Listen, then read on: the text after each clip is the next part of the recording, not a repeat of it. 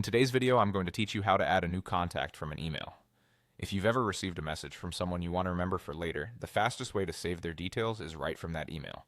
I'm going to walk you through two simple methods that work great on a desktop, using the hover card, which is the quickest, and using the side panel.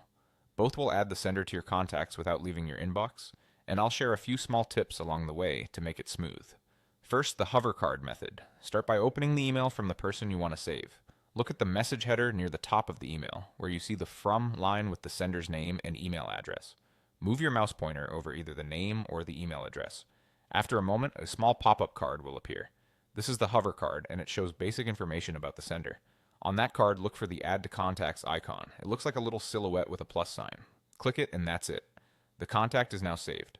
If the pop-up doesn't appear right away, keep your pointer steady for a second or hover directly over the email address text. On some screens, it can take a brief moment to load, which is normal. Now the side panel method. With the same email open, shift your attention to the narrow vertical bar on the far right edge of your screen.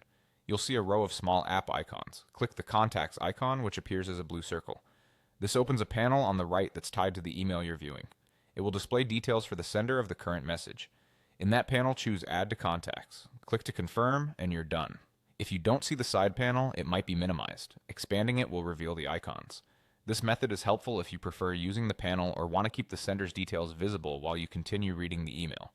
Both approaches get you to the same place. The sender is added to your contacts so their messages are easier to recognize and manage going forward. Use the hover card when you want the quickest one-click add, and use the side panel if you like having a dedicated space that shows the sender's information as you work. That's all there is to it. Open the email, and with one click in either spot, you've saved the contact.